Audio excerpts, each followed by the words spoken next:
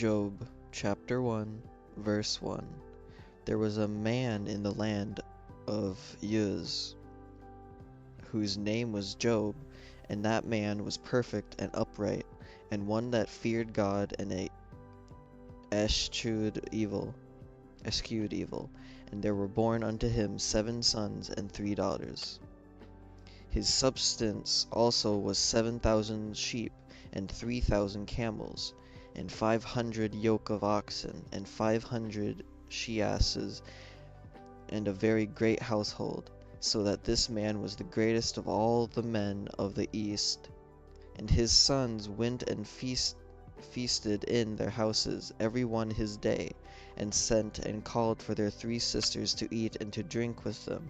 And it was so, when the days of their feasting were gone about, that Job sent and sanctified them, and rose up early in the morning, and offered burnt offerings according to the number of them all.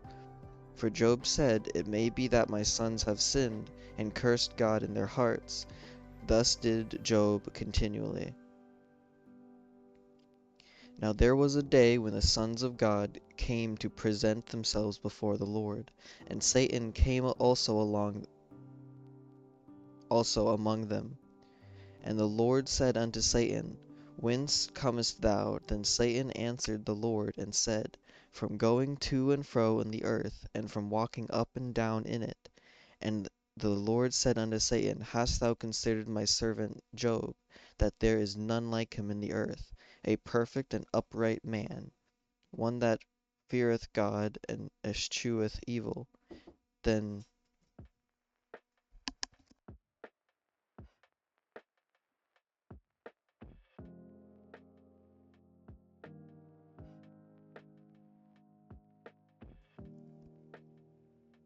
and the Lord said unto Satan, Hast thou considered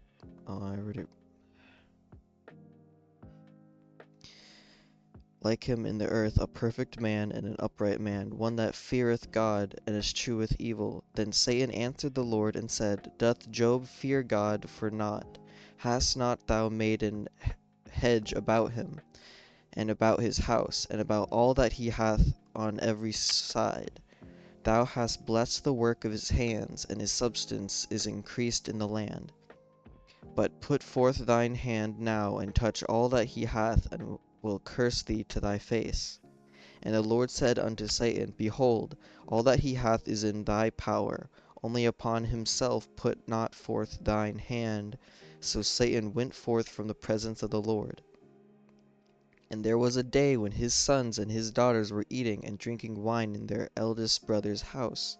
And there came a messenger unto Job, and said, The oxen were plowing, and the asses feeding beside them. And the Sabines fell upon them, and took them away. Yea, they have slain the servants with the edge of the sword, and only am escaped alone to tell thee. While he was yet speaking, there came also another, and said, The fire of God is fallen from heaven, and hath burned up the sheep, and the servants, and consumed them. And I only am escaped alone to tell thee. While he was yet speaking, there came also another, and said, The Chaldeans made out 3 bands, and fell upon the camels, and have carried them away. Yea, and slain the servants with the edge of the sword, and I only am escaped alone to tell thee.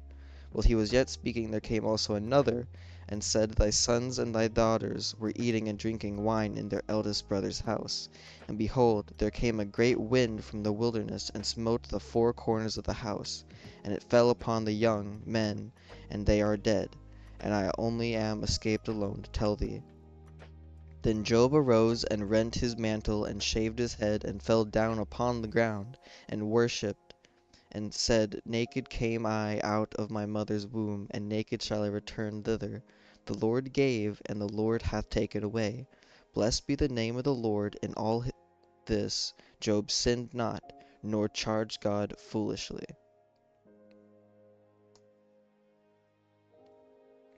Job chapter 2, verse 1. Again, there was a day when the sons of God came to present themselves before the Lord, and Satan came also among them to present himself before the Lord. And the Lord said unto Satan, From whence comest thou?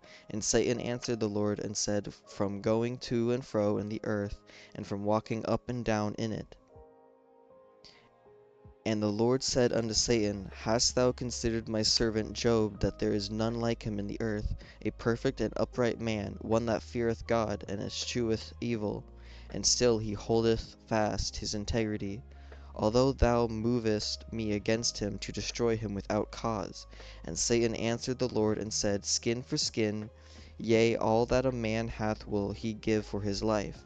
But put forth thine hand now, and touch his bone and his flesh, and he will curse thee to thy face. And the Lord said unto Satan, Behold, he is in thine hand, but save his life. So went Satan forth from the presence of the Lord, and smote Job with sore boils from the sole of his foot unto his crown. And he took him a potsherd to scrape himself withal. And he sat down among the ashes. Then said his wife unto him, Dost thou still retain thy integrity? Curse God, and die. But he said unto her, Thou speakest as one of the foolish women speaketh. What shall we receive good at the hand of God? And shall we not receive evil in all this? Did not Job sin with his lips? Now when Job's 3 friends heard of all this evil that was come upon him, they came every one from his own place. Eliphaz the Temanite, and Bildad the Shushite, and Zophar the Naamathite, for they had made an appointment together to come to mourn with him, and to comfort him. And when they lifted up their eyes afar off, and knew him not, they lifted up their voice, and wept. And they rent every one his mantle, and sprinkled dust upon their heads toward heaven. So they sat down with him upon the ground 7 days and 7 nights. And none spake a word unto him, for they saw that his grief was very great.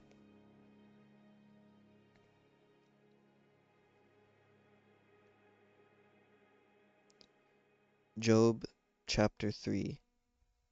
After this opened Job his mouth, and cursed his day. And Job spake and said, Let the day perish wherein I was born, and the night in which it was said, There is a man-child conceived. Let that day be darkness, let not God regard it from above, neither let the light shine upon it. Let darkness and the shadow of death stain it. Let a cloud dwell upon it, let the blackness of the day terrify it. As for that night, let darkness seize upon it. Let it not be joined unto the days of the year, let it not come into the number of the month. Lo, let that night be solitary, let no joyful voice come therein. Let them curse it that curse the day, who are ready to raise up their mourning. Let the stars of the twilight thereof be dark. Let it look for light, but have none. Neither let it see the dawning of the day, because it shut not up the doors of my mother's womb, nor hid sorrow from mine eyes. Why died I not from the womb? Why did I not give up the ghost when I came out of the belly? Why did the knees prevent me, or why the breasts have I should suck? For now should I have lain still and been quiet. I should have slept then had I been at rest, with the kings and counselors of the earth, which built desolate places for themselves, or with princes that had gold, who filled their houses with silver, or as a hidden untimely birth I had not been. As infants which never saw light, there the wicked cease from troubling, and there the weary be at rest. There the prisoners rest together, they hear not the voice of the oppressor. The small and great are there, and the servant is free from his master. Wherefore is light given to him that is in misery, and life unto the bitter in soul, which long for death, but it cometh not, and dig for it more than for hid treasures, which rejoice exceedingly, and are glad when they can find the grave. Why is light given to a man whose way is hid, and whom God hath hedged in? For my sighing cometh before I eat, and my roaring are poured out like the waters. For the thing which I greatly feared is come upon me, and that which I was afraid of is come unto me. I was not in safety, neither had I rest, neither was I quiet, yet trouble came. Job chapter 4. Eliphaz the Temanite answered and said, It was assay to commune with thee. Wilt thou be grieved? But who can withhold himself from speaking? Behold, thou hast instructed many, and thou hast strengthened the weak hands. Thy words have upholded him that was falling, and thou hast strengthened the feeble knees. But now it is come upon thee, and thou faintest. It toucheth thee, and thou art troubled. Is it not this thy fear, thy confidence, thy hope, and thy uprightness of thine ways? Remember, I pray thee, whoever perished being innocent, or where were the righteous cut off? Even I have seen they have plough iniquity, and sow wickedness reap the same. By the blast of God they perish, and by the breath of his nostrils are they consumed. The roaring of the lion and the voice of the fierce lion, and the teeth of the young lions are broken. The old lion perisheth for lack of prey, and the stout lion's whelp are scattered abroad. Now a thing was secretly brought to me, and mine ear received a little thereof in thoughts from a visions of the night, when deep sleep falleth on men. Fear came upon me, and trembling which made all my bones to shake. Then the spirit passed before my face, the hair of my flesh stood up. It stood still, but I could not discern the form thereof. An image was before mine eyes. There was silence, and I heard a voice saying, Shall mortal man be more just than God? Shall a man be more pure than his Maker? Behold, he put no trust in his servants, and his angels he charged with folly. How much less in them that dwell in houses of clay, whose foundation is in the dust, which are crushed before the moth? They are destroyed from morning to evening, they perish forever without any regarding it. Doth not their excellency which is in them go away? They die even without wisdom. That was Job chapter 4.